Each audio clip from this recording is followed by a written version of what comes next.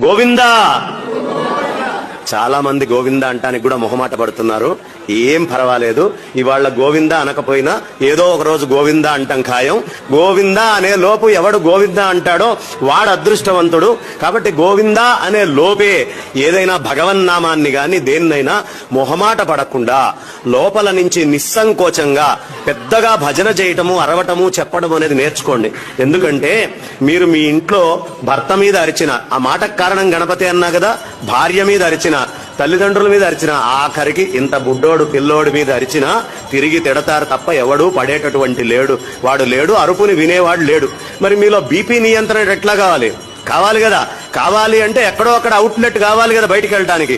అందుకని జనాలు విడిగా బయట అరిస్తే పిచ్చోడు అనుకుంటారని భగవంతుడనే ఓ నెపం పెట్టుకొని అక్కడ కూర్చొని కాసేపు భజన అనే పేరు పెట్టుకొని గొంతు జించి పిచ్చి పిచ్చిగా అరిస్తే కాస్త బీపీ కంట్రోల్ అయి మనం కాస్త శక్తివంతులమై ఆరోగ్యంగా ఉంటాం. ఆ అరవాలి అంటే శక్తి కూడా గణపతే ఇవ్వాలి. గోవిందా. చాలా మంది గోవిందా అంటానికి కూడా మొహమాట పడుతున్నారు. ఏం పర్వాలేదు, ఇవాళ గోవిందా అనకపోయినా ఏదో ఒక రోజు గోవిందా అంటాం ఖాయం. గోవిందా అనే లోపు ఎవడు గోవిందా అంటాడో వాడు అదృష్టవంతుడు.